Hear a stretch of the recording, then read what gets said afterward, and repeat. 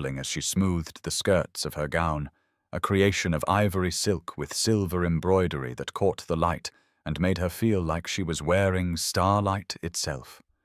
Her father sat across from her in the carriage, his face grave but supportive, and he had insisted on accompanying her, despite her protests that his presence might make things more difficult, saying firmly that he would not allow his daughter to face London society's judgment alone. The palace was ablaze with light, every window glowing golden against the darkening sky, and as they joined the river of carriages disgorging guests at the grand entrance, Georgiana caught glimpses of the most distinguished members of the aristocracy, duchesses dripping with diamonds and earls in formal court dress, the kind of gathering where a single misstep could ruin a reputation forever. They entered through doors held by liveried footmen into a reception hall of almost intimidating grandeur, marble floors polished to mirror brightness and walls hung with priceless tapestries, and then they were being announced by a major domo whose voice rang out across the massive ballroom. Miss Georgiana Fairfax and Lord Fairfax, and Georgiana felt every eye in the room turn toward her with the weight of judgment and speculation.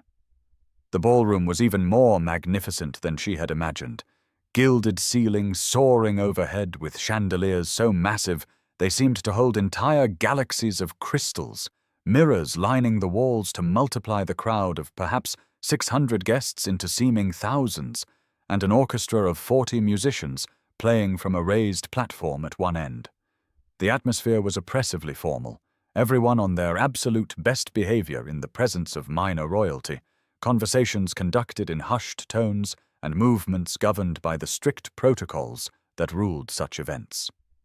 Georgiana descended the stairs into the ballroom with her head high and her spine straight, drawing on every lesson in deportment she had ever received, and she was acutely aware of the whispers that followed her progress, fans fluttering with barely concealed excitement as people noted her arrival without the Duke of Ashford at her side. She scanned the crowd desperately for any sign of Sebastian, hoping against hope that he had received her father's message and ridden back to London, but he was nowhere to be seen, and her heart sank even as she forced herself to continue walking toward the center of the ballroom. Edmund Whitmore stood near one of the refreshment tables surrounded by sympathetic listeners, his expression shifting from surprise to satisfaction as he saw her, clearly interpreting her solo arrival as confirmation that she had come to her senses and would accept his suit. Lady Caroline appeared at her elbow with eyes wide with concern, whispering urgent questions about whether Georgiana knew what she was doing and whether the Duke was coming, and Georgiana could only shake her head and whisper back that she was doing what needed to be done, regardless of whether Sebastian appeared or not. The ballroom had grown quieter as people noticed her presence and began to realize that something significant was about to happen. Conversations dying mid-sentence as attention focused on the young woman who stood alone at the center of the polished floor, and Georgiana felt her pulse racing so fast she thought she might faint. But she forced herself to breathe slowly and remember why she was here, what she needed to say, the truth she needed to speak regardless of its cost. She raised her voice and was surprised by how steady it sounded, how clearly it carried across the hushed ballroom. "Ladies and gentlemen," she began, and the remaining conversation ceased entirely as 600 people turned to stare at her with varying expressions of shock and fascination and disapproval. "I apologize for this breach of protocol, but I have something to say that cannot wait for a more convenient moment." She paused, gathering her courage, and then continued with growing strength. "We are quick to believe scandal and slow to recognize honor. We protect reputations while destroying character, and we judge others based on whispers and rumors rather than evidence or truth. I have spent this season with a man society has judged without knowing him, condemned without hearing his side of events that were far more complicated than simple scandal would suggest." Some gasps rippled through the crowd, but Georgiana pressed on, her voice growing stronger with each word. I have seen the Duke of Ashford's character firsthand through weeks of conversation and companionship. I have seen his honour in how he treats those weaker than himself, his integrity in how he refuses to defend himself at another's expense, his kindness in how he gave me something no one else thought to offer, which was choice. Whatever my decision costs me in terms of reputation or social standing, it is mine to make freely, and I choose to stand by a man whose worst crime was protecting someone who had already suffered enough. The ballroom had erupted in whispers now, some shocked, some moved, fans fluttering madly as ladies pressed hands to hearts and gentlemen exchanged meaningful glances. But Georgiana was not finished. I am proud to have spent this season dancing with the Duke of Ashford, she declared, her eyes sweeping the crowd with a defiance she had not known she possessed. And I intend to continue doing so for the rest of this season and beyond, if he will have me. The statement was as close to a public declaration of love as a woman could make without completely destroying every shred of propriety, and the reaction was immediate and dramatic, some people gasping in shock, while others began applauding tentatively. The younger set clearly thrilled by the romance of it, while older matrons looked scandalized.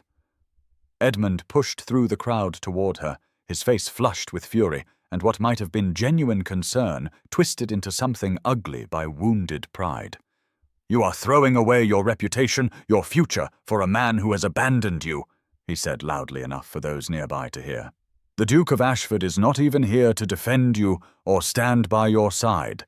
What does that tell you about his character, Miss Fairfax?"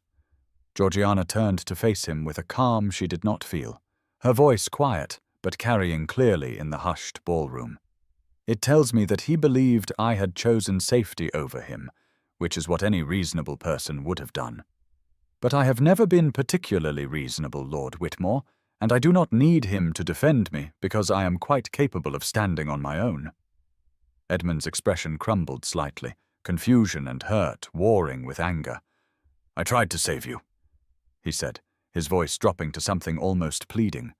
"I exposed Ashford's scandal to protect you from making a terrible mistake."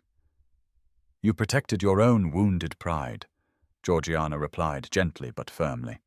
"You exposed a man's deepest pain not out of concern for me, but because you could not bear that I preferred his company to yours.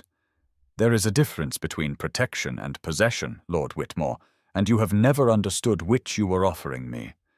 The ballroom had gone absolutely silent now, everyone straining to hear this very public confrontation, and Georgiana was aware of minor royalty watching from the far end of the room with expressions ranging from shock to fascination.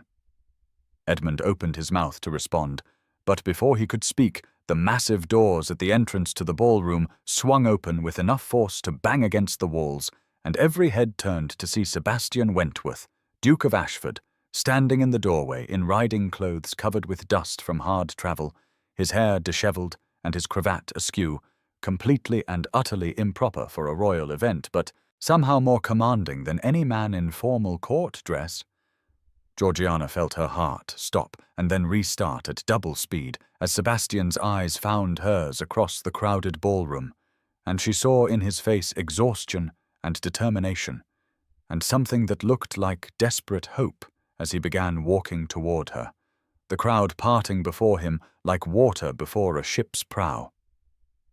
"Forgive my appearance," Sebastian said as he approached, his voice rough from cold and fatigue, but carrying clearly through the silent ballroom. "I have been riding since dawn, and could not take time to change when Lord Fairfax's message reached me at my estate in Kent." He stopped directly in front of Georgiana, close enough that she could see the lines of strain around his eyes, the evidence of sleepless nights and hard riding, and his hands trembled slightly as he reached for hers. "Miss Fairfax showed me that some things are worth the risk," he said, addressing not just Georgiana, but the entire assembled company. "Worth facing scandal, worth breaking vows I made to myself years ago, worth believing in despite every reason not to." His eyes held hers with devastating intensity. "You stood for me when I could not stand for myself.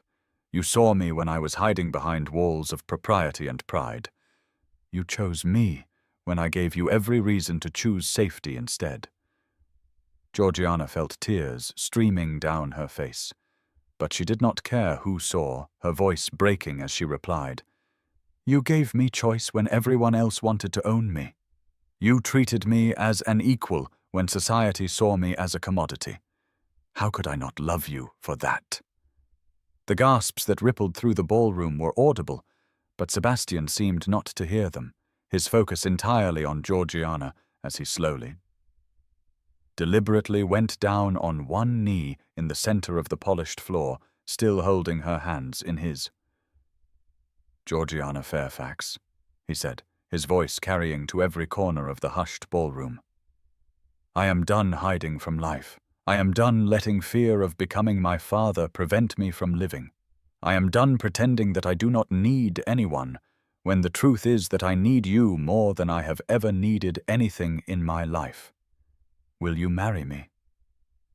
The entire ballroom seemed to hold its breath, 600 people frozen in anticipation, and Georgiana looked down at this proud man kneeling before her in dusty riding clothes in the most formal venue in England, making himself vulnerable in the most public way possible, and she felt something unlock in her chest that had been caged for so long she had forgotten what freedom felt like. Yes? She said, her voice ringing clear and strong, but only if we are equals in this. I will not be owned, not even by you. Sebastian stood, pulling her into his arms with a laugh that was half relief and half joy. You have owned me since the moment I saw you at Lady Hertford's ball, he said, his forehead resting against hers. I am simply asking to make it official. Then yes, Georgiana said again. Yes, I will. I marry you. Sebastian kissed her then, a kiss that was tender and passionate and completely scandalous for such a public venue, and the ballroom erupted into chaos, some people gasping in shock while others began applauding, younger guests cheering openly while older matrons fanned themselves with expressions ranging from disapproval to secret delight. When they finally broke apart, both breathless and laughing, Georgiana was aware of the stares and whispers, but found she no longer cared, that the weight of society's judgment that had pressed down on her for so long had somehow lifted, leaving her feeling light and free and wonderfully alive. Lord Fairfax had tears streaming down his face as he approached to embrace his daughter, whispering that her mother would have been so proud of her courage, and Lady Caroline was openly weeping as she hugged Georgiana and declared it the most romantic thing she had ever witnessed. Edmund Whitmore had disappeared into the crowd, his face a study in defeat and confusion, and Georgiana felt a moment of pity for him before deciding that he would survive this blow to his pride, just as she had survived far worse. The Duke and Duchess of Pembroke approached to offer tentative congratulations, their presence lending social weight that would help smooth Georgiana and Sebastian's path back into society's good graces, and gradually others followed, the younger set enthusiastically, older guests more cautiously, but all acknowledging that whatever scandal surrounded the match, the obvious love between the couple made it somehow acceptable. Sebastian kept his arm around Georgiana's waist, protective and possessive, but in a way that felt like partnership rather than ownership. And when the orchestra struck up a waltz, he led her onto the floor with a smile that transformed his usually severe features into something almost boyish. I believe this dance is mine, he said, as they began to move together with the perfect synchronization they had developed over weeks of practice. All of them are, Georgiana replied, resting her head against his shoulder in a gesture that would have been scandalous before their engagement, but now felt like the most natural thing in the world. For the rest of this season, and every season after. They danced while the ballroom gradually resumed its festivities around them, some guests still scandalized, but others clearly charmed by the romance of it all, and Georgiana realized that she no longer cared which camp people fell into because their opinions no longer had power over her choices. She had spoken her truth and claimed her future and the man she loved, and whatever consequences followed were hers to face with Sebastian by her side. "On one condition," she said suddenly, pulling back to look up at him.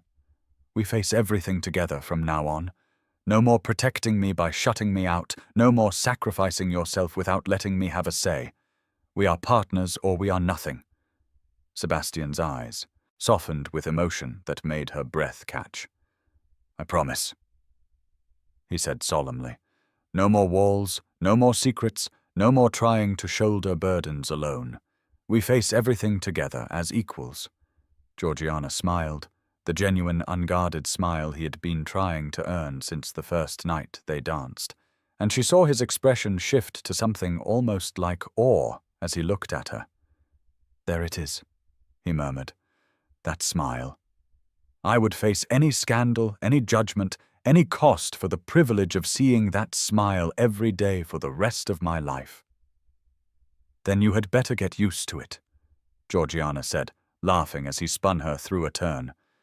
"Because I intend to smile quite frequently now that I have something genuine to smile about." The ball continued around them, the initial shock of their public engagement giving way to celebration as the champagne flowed and the orchestra played on, and by the time the evening ended, Georgiana and Sebastian had danced every dance together, their happiness evident in every glance and touch and shared laugh. As they finally prepared to leave, Sebastian's carriage waiting to take them to her father's house, where propriety demanded he deliver her despite their engagement, Georgiana looked back at the glittering ballroom one final time and marveled at how completely her life had changed in the space of a single season. She had entered the social whirl as a desperate young woman resigned to accepting whatever match would save her family from ruin, and she was leaving it as someone who knew her own worth and had claimed her own future, regardless of cost. The girl who had watched Edmund Whitmore monopolize her dance card with numb resignation was gone, replaced by a woman who had stood in the center of Buckingham Palace's ballroom and declared her love publicly, who had faced down scandal and judgment and emerged stronger for it. Sebastian handed her into the carriage and settled beside her, immediately pulling her close with the easy affection of someone who no longer felt the need to maintain careful distance. And as they rolled through the London streets toward her father's house, Georgiana felt peace settling over her like a warm blanket.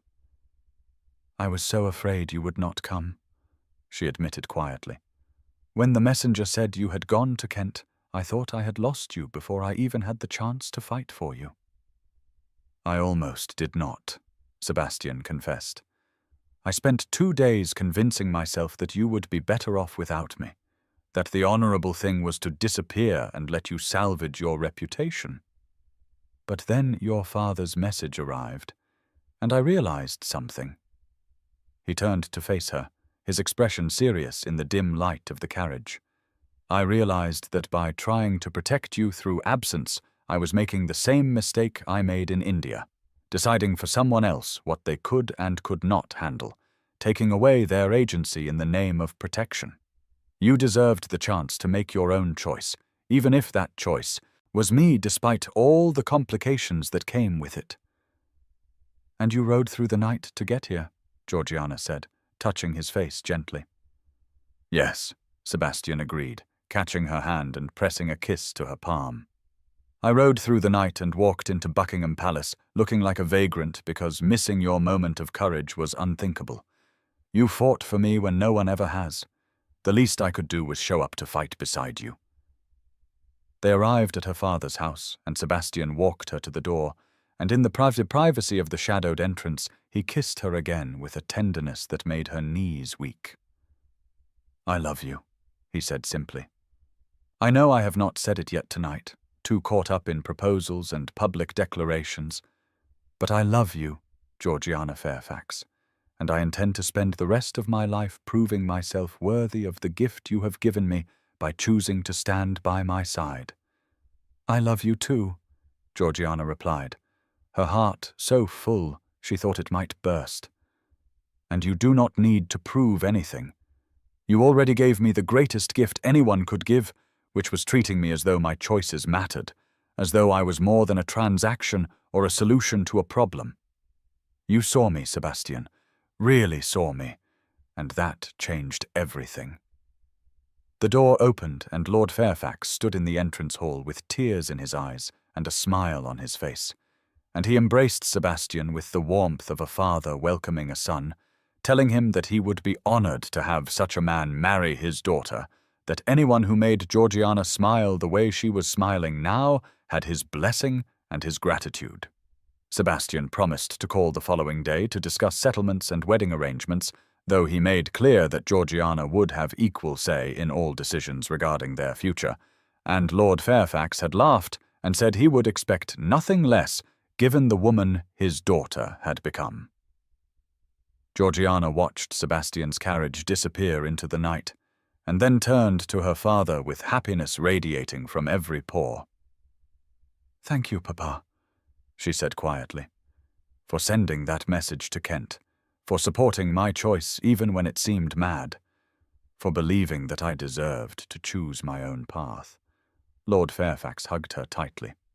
"Your mother always said that the women in our family were made of stronger stuff than most," he said, his voice rough with emotion. "I think she would be proud of the woman you have become, the courage you showed tonight. I know I am." As Georgiana prepared for bed that night, her maid chattering excitedly about the romantic proposal and the shock on everyone's faces when the Duke had burst into the ballroom, she caught sight of herself in the looking-glass and barely recognized the woman staring back. She looked radiant, alive in a way she had never been before, her eyes bright with happiness and her smile genuine and unforced. This was who she was meant to be, she realized, not the resigned girl accepting whatever fate handed her, but a woman who claimed her own happiness and fought for her own future and refused to let society's judgment define her worth. Across London in his Mayfair townhouse, Sebastian sat in his study and stared at the ring he had commissioned weeks ago, a sapphire surrounded by diamonds that he had ordered on impulse after their third dance together, long before the garden party scandal, long before he had consciously admitted to himself that he was falling in love. Tomorrow he would give it to Georgiana and they would begin planning their life together. But tonight he allowed himself simply to marvel at the unexpected turn his life had taken, from a man determined to remain alone to someone who could not imagine facing the future without the woman who had seen past his walls and chosen him anyway. The season was not yet over. There would be more balls and social events where he and Georgiana would face whispers and speculation and the slow process of society adjusting to their engagement. But none of that mattered now because they had each other, and they had made their choice publicly and permanently. Sebastian thought about his mother, trapped in a loveless marriage to his cold father, withering slowly under the weight of duty without desire, and he silently promised her that he would not make her mistakes, that the marriage he was entering would be built on partnership and respect and genuine love rather than transaction and obligation. The rain that had been threatening all evening finally began to fall, gentle drops pattering against the windows, and Sebastian stood and moved to look out at the wet London streets, thinking about how much had changed since the night he had watched Georgiana dance with Edmund Whitmore and felt something crack open inside his chest. He had thought he was rescuing her with his outrageous offer to buy her dance cards, but the truth was they had rescued each other, two people scarred by their parents' mistakes who had found in each other the courage to risk happiness despite every reason to choose safety instead. Tomorrow would bring new challenges, the practical details of merging lives and managing scandal and building a future together. But tonight, Sebastian allowed himself simply to feel grateful that he had been brave enough or foolish enough or desperate enough to walk into Lord Fairfax's study with an unprecedented proposal, and that Georgiana had been brave enough to accept it despite all the uncertainties it entailed. The city settled into sleep around him, London's endless rhythm of life continuing regardless of individual dramas, and Sebastian finally headed to his own bed with a smile on his face and hope in his heart, knowing that when morning came, he would wake to a future that was uncertain but full of possibility. A future he would face not alone, but with the woman who had changed everything, simply by choosing to see him not as the cold duke society believed him to be, but as the man he actually was beneath all his carefully constructed defences. Spring had returned to London with the same inevitable rhythm that governed the social season, bringing with it cherry blossoms and warm breezes and the annual migration of aristocratic families from their country estates to their townhouses in Mayfair. And as Georgiana stood before the looking-glass in her dressing-room, while her maid fastened the final hooks of her gown, she marvelled at how completely different this spring felt from the one that had preceded it, how the anxiety and resignation that had coloured every moment of last season had been replaced by contentment so profound it sometimes made her breath catch with gratitude. She was dressed in silk the colour of new leaves, the gown specially designed to accommodate her obviously pregnant figure without attempting to hide it, because she and Sebastian had decided early in their marriage that they would not pretend or dissemble about anything, that their life together would be built on honesty, even when honesty was uncomfortable or unfashionable. The past 6 months had passed in a blur of happiness punctuated by the usual adjustments of learning to share life with another person, and Georgiana had discovered that marriage to Sebastian was nothing like the cold arrangement she had witnessed between his parents, or the transactional union she had nearly accepted with Edmund, but rather a partnership built on genuine affection and mutual respect, and the kind of deep friendship that made even mundane moments feel significant. They had divided their time between Sebastian's estate in Kent, where the spring air was sweet with apple blossoms, and the pace of life moved according to seasons rather than social obligations, and a smaller townhouse they had purchased together in London, deliberately choosing a property in a less fashionable neighbourhood rather than the massive, cold Ashford house where Sebastian had grown up, surrounded by his father's disapproval and his mother's quiet despair. Sebastian appeared in the doorway of her dressing-room, impossibly handsome in his evening clothes, and his eyes softened as they always did when he looked at her, particularly now when her pregnancy was evident in the gentle swell of her belly, and the glow that everyone assured her made her more beautiful than ever. "You look radiant," he said, crossing to place a gentle kiss on her temple, his hand settling naturally on her stomach in a gesture that had become habitual over the past months. "Are you certain you feel up to attending tonight? I know the charity work is important to you, but I would rather you rest if you are tired." Georgiana turned to smile at him, this man who had transformed from the cold, distant Duke of Ashford into someone who showed his emotions openly, at least in private, though he still maintained a certain reserve in public that she found endearing rather than frustrating, because she knew the warmth beneath it was reserved for her.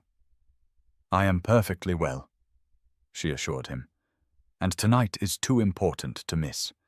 The foundation has raised enough money to open a second house for women escaping difficult marriages, and I want to thank all the patrons personally for their support." The charitable foundation had been Georgiana's idea, born from her own experience of nearly being trapped in a loveless marriage and Sebastian's painful history with his mother's suffering. And over the past 4 months since their wedding, she had thrown herself into the work with the same determination she had shown when standing up to society's judgment at the Royal Charity Ball.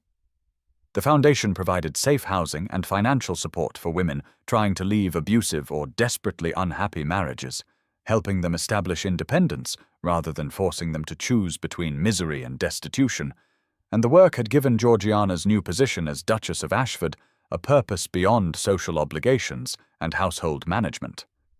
Sebastian had supported the foundation both financially and emotionally, using his influence to encourage other wealthy men to contribute, and his own painful history to convince skeptics that the cause was worthy.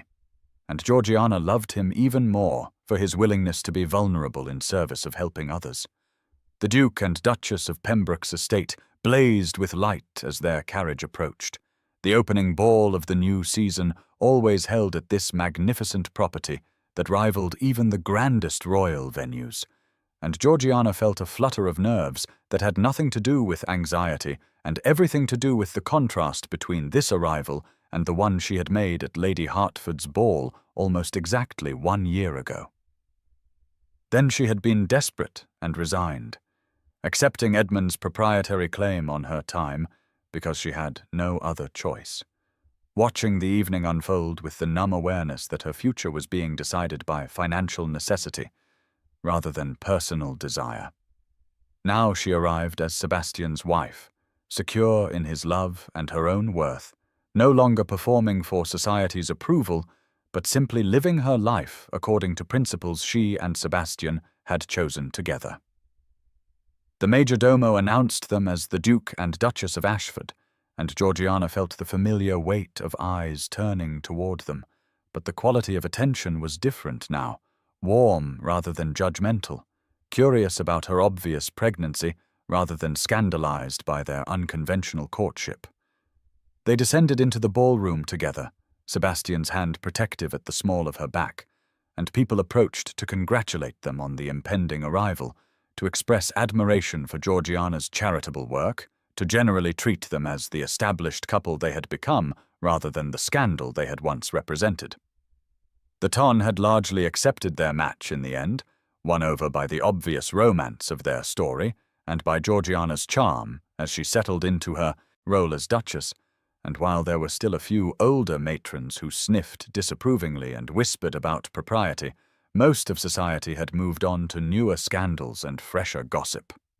More importantly, Georgiana had discovered that their unconventional beginning had inspired other young women to demand more from their own courtships, to refuse matches based purely on financial advantage, to believe that genuine affection was possible even within the constraints of arranged marriages if both parties approached them with honesty and respect. The ballroom was decorated with spring flowers, cherry blossoms, and early roses filling the air with delicate fragrance, and the atmosphere was one of celebration and renewal rather than the oppressive formality Georgiana remembered from the previous season. The orchestra played from the same mezzanine level, but tonight the music sounded joyful rather than merely elegant, and as Sebastian led her toward the dance floor for the opening waltz, Georgiana felt happiness bubbling up in her chest like champagne. "Do you remember that first ball?" she asked as they began to move together with the perfect synchronization that months of dancing had only enhanced. "You looked like you wanted to murder Lord Whitmore." Sebastian laughed, the sound genuine and unguarded in a way that still sometimes surprised her, because it was so different from the cold reserve he had maintained when they first met. "I did," he admitted. "I watched him treat you like a possession he had already acquired, announcing his intention to propose as though you had no say in the matter, and something in me just snapped. I had come to the ball intending to stay only long enough to fulfill social obligation, but then I saw you, and I could not leave." Georgiana looked up at him with curiosity that had been building for months.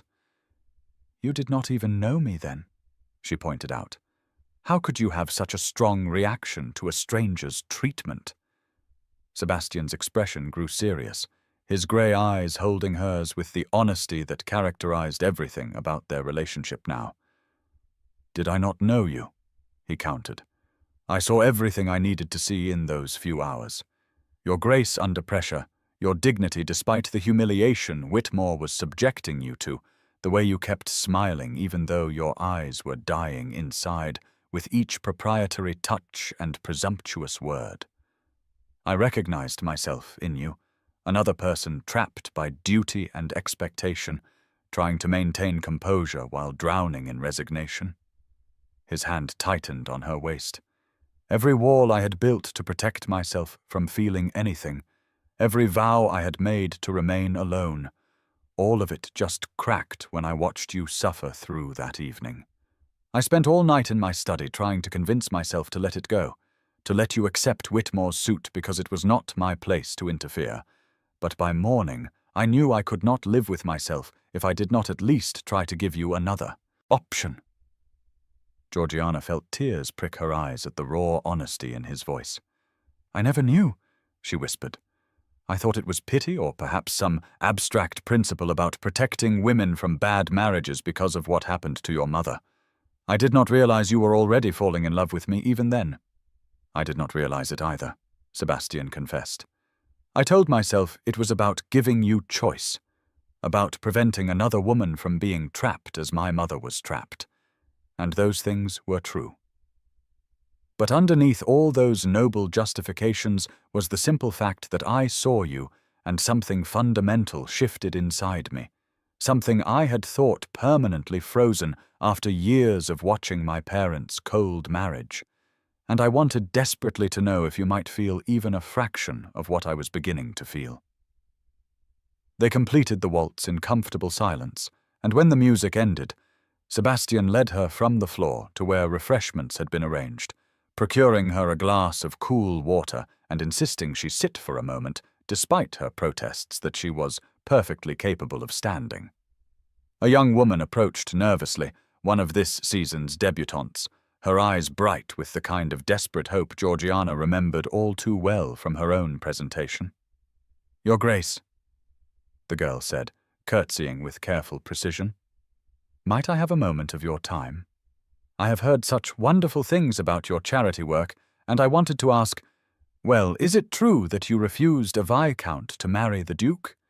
How did you find such courage?" Georgiana smiled gently at the girl, recognizing in her anxious expression the same fears and doubts that had plagued her own debut season. "I decided I would rather fail at choosing my own path than succeed at living someone else's life," she said simply. "It is terrifying to go against what everyone expects, what duty demands, but I found that the terror of losing myself was worse than the terror of facing society's judgment." The young woman's eyes filled with tears. "My parents have arranged a match for me with a man I barely know," she confessed quietly. "He is wealthy and titled, and by all accounts a good match, but when I am with him I feel like I am disappearing, like the person I actually am does not matter as long as I fulfill the role he expects. I do not know if I have the strength to refuse." Georgiana reached out to squeeze the girl's hand. "Only you can decide what you are willing to accept," she said gently. "But I will tell you what I wish someone had told me, which is that you deserve to be seen as a whole person, not just as a solution to a financial problem or a decorative addition to someone's household.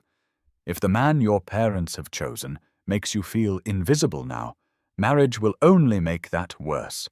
Better to face uncertainty alone than certainty with someone who does not value who you actually are." The young woman thanked her with visible emotion and hurried away, and Georgiana turned to find Sebastian watching her with an expression of such pride and affection that it made her breath catch. "You are going to change the world," he said quietly. "One conversation at a time, one woman at a time, teaching them that they deserve better than what society tells them to accept." Georgiana leaned against his shoulder, tired now but content. "We are changing it together," she corrected. "Your willingness to support the foundation, to use your influence to help women escape bad situations, that matters just as much as my conversations with frightened debutantes." The evening progressed, and Georgiana found herself sitting out several dances, her energy flagging as it often did now in her 5th month of pregnancy. But Sebastian refused every request from other ladies to dance, settling instead beside her with his hand resting possessively on her knee. "I bought every dance with you for the season," he reminded her with a smile when Lady Pembroke suggested he might partner her daughter for a set. "That deal has not expired, and I have no interest in dancing with anyone else." Across the ballroom, Georgiana spotted Edmund Whitmore standing with a young woman she did not recognize, a sweet-faced blonde with gentle eyes and a shy smile, and she was surprised to feel nothing but mild curiosity rather than the anger or hurt she might have expected. Edmund looked different somehow, less puffed up with his own importance, more relaxed in his companion's presence than Georgiana had ever seen him, and when he noticed her watching, he made his way over with visible hesitation. "Your Grace," he said formally, bowing to both her and Sebastian. "May I introduce Miss Henrietta Gardner, my fiancée? We plan to marry in the autumn." Georgiana smiled warmly at Miss Gardiner, who seemed genuinely kind rather than merely proper, and she felt happy for Edmund in a distant sort of way. "Congratulations, Lord Whitmore," she said sincerely. "I wish you both every happiness." Edmund's expression shifted to something almost like regret. "I owe you an apology, Miss Fairfax. That is, Your Grace," he said quietly. "I convinced myself I was trying to protect you from scandal, when in truth I was simply angry that you had chosen someone else. My methods were cruel, and my motivations were selfish, and I am sorry for the pain I caused." Georgiana appreciated the apology, even as she recognized that Edmund would probably never fully understand what he had done wrong, that his capacity for genuine empathy was limited by his fundamental self-absorption. "Your apology is accepted," she said gently. "I hope you have found in Miss Gardiner a partner better suited to your temperament than I ever would have been." Edmund nodded, clearly relieved, and Sebastian extended his hand for a brief handshake, the gesture civil if not warm, an acknowledgement that the rivalry between them had ended even if friendship would never be possible. As Edmund and his fiancée moved away, Sebastian turned to Georgiana with curiosity. "Do you ever regret it?" he asked quietly. Refusing his suit, facing all the scandal and judgment, choosing a path that was so much harder than simply accepting what everyone expected. "Never," Georgiana said firmly. "Not for a single moment. Even in the hardest times, when society was whispering about us and I was terrified we had made a terrible mistake, I never regretted choosing you over safety." The ballroom had grown warm and crowded as the evening progressed, and when Georgiana expressed a desire for fresh air, Sebastian immediately offered his arm and led her through the French doors into the gardens, where spring had transformed the grounds into something magical. Cherry blossoms drifted on the breeze like snow, early roses perfumed the air with sweetness, and jasmine climbed the garden walls, filling the night with its intoxicating scent. A fountain played in the center of the formal garden, its gentle splash providing peaceful counterpoint to the music drifting from the ballroom, and overhead the full moon cast silver light across the carefully tended paths. They walked in comfortable silence, Georgiana's hand tucked into Sebastian's elbow, until they reached a secluded bench beneath a willow tree, where the shadows provided privacy from the other couples strolling the gardens. Sebastian guided her to sit and then knelt before her, his hands settling gently on her rounded stomach, with the reverent care he always showed when touching her pregnancy. The baby kicked, a strong flutter against his palm, and Sebastian's face lit with wonder and joy that never seemed to diminish no matter how many times he felt their child move. "Thank you," he said quietly, his eyes finding hers in the moonlight, "for fighting for us when I had given up, for standing in front of all of London and declaring that you chose me despite every reason to choose safety instead. For giving me this," he gestured to her stomach, to the garden around them, to the life they had built together. "I spent years certain I would be alone, convinced it was safety when it was really just fear. You showed me the difference." Georgiana reached down to cup his face, her thumb tracing the line of his cheekbone. "We fought for each other," she corrected gently. "That is what equals do. You gave me choice when no one else thought I deserved it. You saw me as a whole person rather than a commodity, and you loved me enough to let me go if that was what I needed. How could I not fight for that? For you, for us?" Sebastian rose and settled beside her on the bench, pulling her close against his side. "And now?" he asked, his hand returning to rest on her stomach. "Are you happy, truly happy, or do you sometimes wish for the easier path you might have had?" Georgiana laughed softly. "Even when I am enormous and can barely dance," she teased. "Even when society still whispers about our scandalous courtship, and I am too tired to attend half the events we are invited to. You are asking if I am happy?" Sebastian kissed the top of her head. "Especially then," he said. "Especially when you are carrying our future and tired from the important work you are doing and still so beautiful, it makes my chest ache to look at you. How could I love you more than I do in moments like this?" Georgiana turned in his arms to kiss him properly, a long, slow kiss that tasted of champagne and happiness, and the complete certainty that they had chosen correctly, despite all the obstacles and judgment they had faced. "I am happier than I ever imagined possible," she said when they finally broke apart. "I did not know life could feel like this, that marriage could be partnership rather than possession, that love could be both passionate and peaceful at the same time. You gave me all of that, Sebastian, and I would choose you again every single day for the rest of my life." The music from the ballroom shifted to a waltz, the familiar strains carrying clearly across the garden, and Sebastian stood and offered his hand with the same gallantry he had shown that first night when he had tried to claim the final dance from Edmund's possessive grip. "May I have this dance, Your Grace?" he asked formally, but his eyes were warm with affection and gentle teasing. Georgiana took his hand and let him pull her to her feet, settling into his arms with the ease of long practice as they began to move together in the moonlit garden. They danced slowly, mindful of her pregnancy and the uneven ground, but perfectly synchronized in the way that only came from months of dancing together and the deep understanding they had built through honesty and vulnerability and choosing each other again and again. Around them the garden bloomed with spring flowers, the fountain played its gentle song, and overhead the stars wheeled in their eternal patterns, indifferent to human drama, but somehow making the moment feel blessed anyway.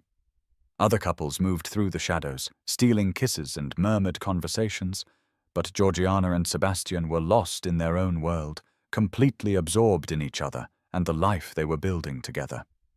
The Duke and Duchess, who had scandalized London society by refusing to accept anything less than genuine love and equal partnership, who had stood against judgment and expectation and chosen their own path despite its cost, who had transformed from two wounded people hiding behind walls of self-protection into partners who faced everything together with honesty and courage and abiding affection.